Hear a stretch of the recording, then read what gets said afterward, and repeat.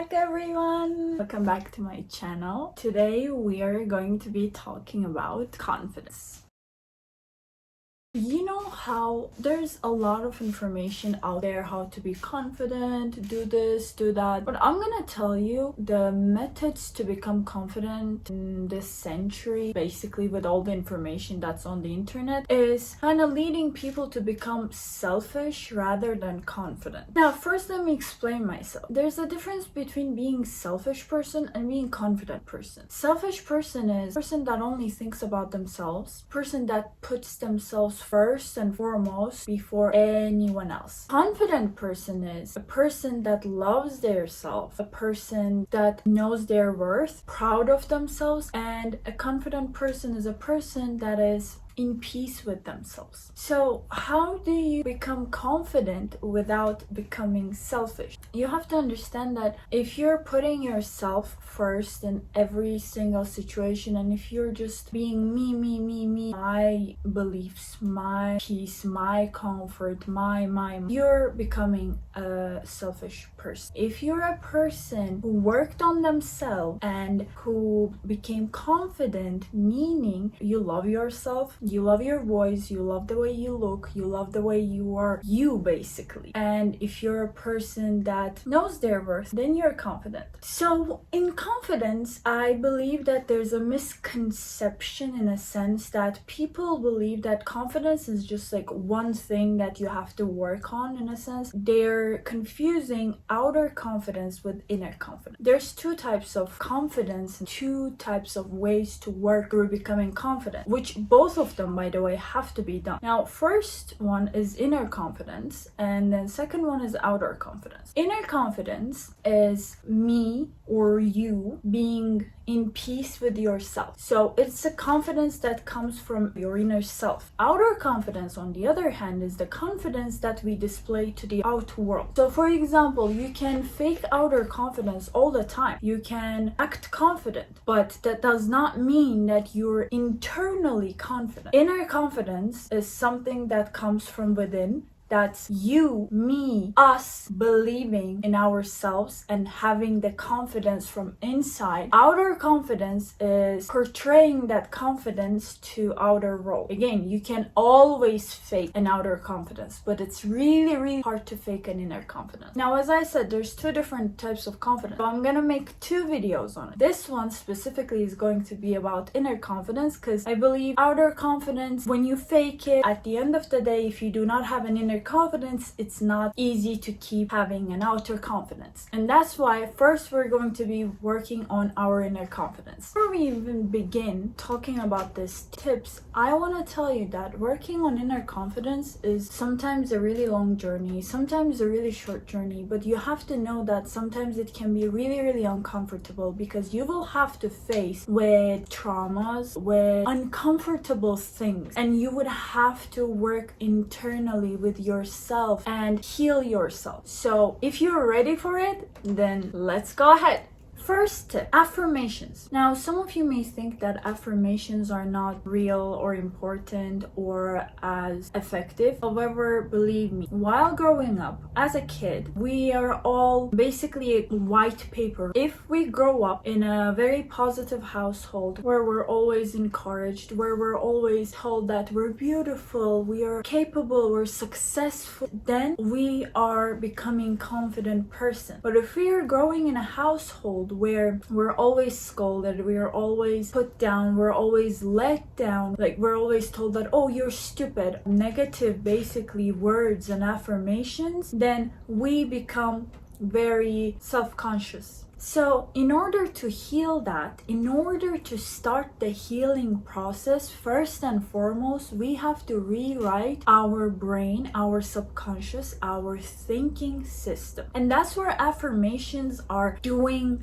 biggest role. Basically, what are you going to be doing? Now, there are different ways that you can work around affirmation. One of the ways is to, when you wake up in the morning or when you go to sleep at night or during the day, make sure that you start giving positive affirmations to yourself. For example, oh, I look so beautiful today. Ugh, I'm so successful. Like, start basically kind of talking to yourself, saying this very, very positive things like how clever you are, how successful you are. First, even if you don't believe it, at first just start saying it. But because you will keep on saying, your brain will have to find a logical reason why you are saying this. And it will actually connect the dots and make you, from your previous experience, make you think like that. In the morning you do that, in the evening you do that. Another very important part of affirmation is never let yourself bad talk about yourself, basically. So let's say you failed a project or you did a mistake. Don't be hard on yourself. Don't start saying things like, I knew it. I knew that I was going to fail this because I'm dumb. So make sure you're never talking bad about yourself. Not even in affirmation process. In your life, never, ever talk badly about yourself, to yourself, or even think about it. Think of yourself as a little kid. When I was little, I used to hate the way I looked. I used to hate myself. And I used to think that I'm ugly. Now when I look at my old pictures, I actually think that that girl is so beautiful. And although at that time, I was ugly back then though.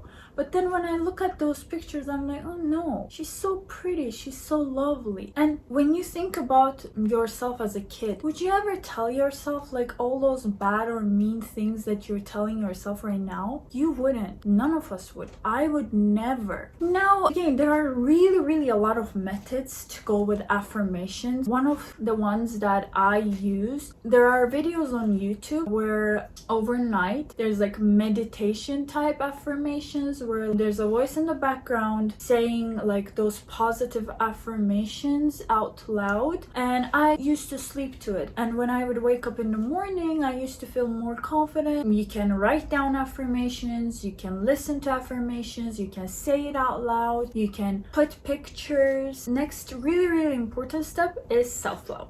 How really can we obtain self-love? There is so many things we can do to obtain self-love. You can research more about it, but I will give you some very important tips. Let's say you have good friends in your life. You love them, you care for them. It doesn't even have to be friends. Like whoever there is in your life that you love, you care about, whatever you wouldn't let that person do, then you don't ever do that as well. Self-love is about the amount of love we give to someone else, we give it to ourselves as well. What are kind of like methods to have self-love? Well, self-love is basically, think of it as like falling in love with yourself, or thinking of yourself as your friend. Take yourself out on dates, treat yourself, talk to yourself, take care of yourself. These are all ways to practice self-love. Have like morning routines, have like evening routines, whichever you are. If you're a morning person, have like this beautiful morning routines for yourself. Have you been wanting like this, for example, like necklace or bracelet for a really long time, but you just put it off, just buy that for yourself like a present. What I would do is like on my birthday, I would buy myself a present, and that was one of the ways I was practicing self-love. I would always think to myself, I should gift something for myself as well. You can practice self-love through babying yourself. You can practice self-love through taking negative people out of your life. Look, you have a person you love in your life, right? Friend, family, whatever. They're in this toxic relationship. What would you do as a friend, as a family member, basically close person to that person? What would you do? Wouldn't you tell them to break it off? Wouldn't you warn them about how not good it is for them? Wouldn't you want the best for them? So self-love is really easy. Whatever you would do for someone you love, do that for yourself as well. I'm not saying take it away from that person and just put it to yourself. No, do that for yourself as well. And make sure that you're not over giving. Make sure that you give to yourself as much as you're giving to others. It's basically that. The biggest problem I believe in this century, stop giving shit. Please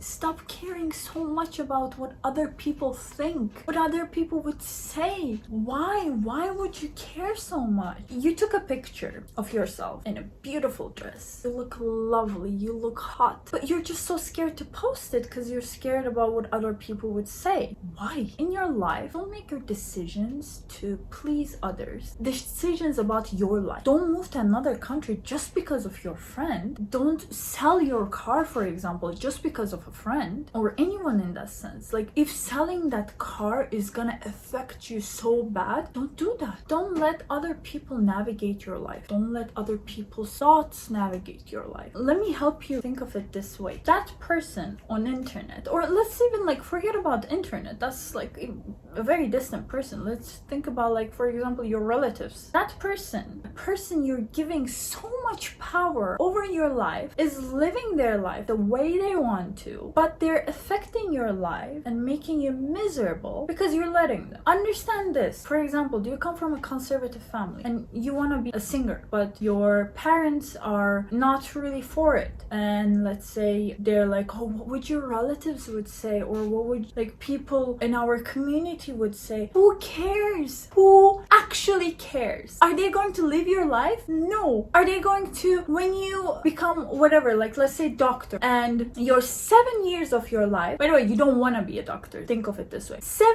years of your life, you struggle every single day, you study so much, you waste 7 years of your life to become a doctor just because whatever your parents said, or just because whatever other people would say. No, you have to become a doctor. That's a respected field. What would others say if you become a singer? Your 7 years, I'm not even talking about the rest of your life, your 7 years where instead you could have made beautiful songs, you could have become really, really famous. You never know, you didn't try. But that 7 years you wasted crying probably every day, being stressed, maybe because of stress like losing so much weight or gaining so much weight, losing hair, going through all horrible things just because. What would our community say? Believe me, after that 7 years, when you go into becoming a doctor, of course, maybe you will like saving people's lives, I don't know, but in the back of your mind, you're always gonna, in a sense, hate your parents, and on top of that, you're gonna hate yourself for letting people have so much control over you. Don't let, just really simple, really, don't let other people have so much control over you. You are the only one that matters, and people you love that love you back are the only one that matters in your life. But even them should not have a control over what you choose in life. They can advise you, they can guide you, but they cannot force you, or their ideas or their beliefs or their visions, they should not affect you. And well, inherently, most of the things being involved in inner confidence is spending alone time, in a sense, and working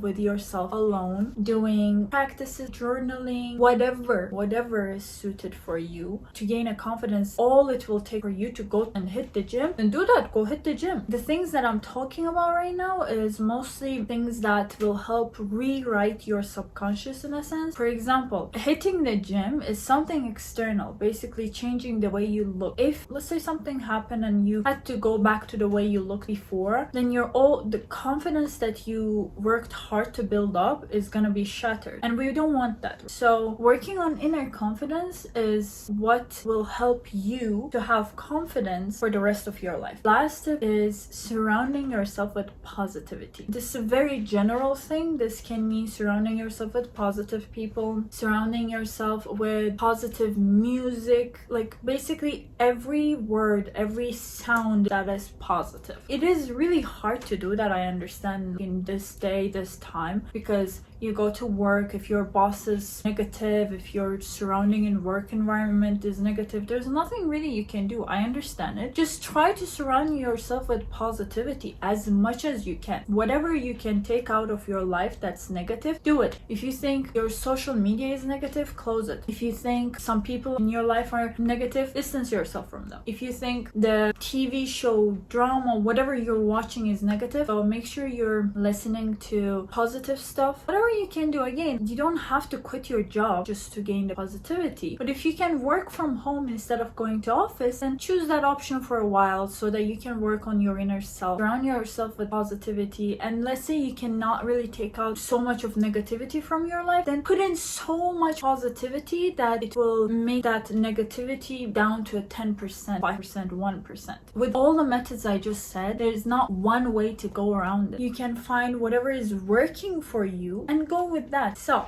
that will be end of this specific, basically part 1, working on inner confidence. There are so many ways to gain inner confidence. I just said basically the tips that helped me, and I really hope this helps you work on your inner confidence and helps you build up that confidence and take your first step into being ultimately confident, both inner and outer. And I hope to see you in part 2, where I will talk about how to gain outer confidence. Thank you for watching this video. See you!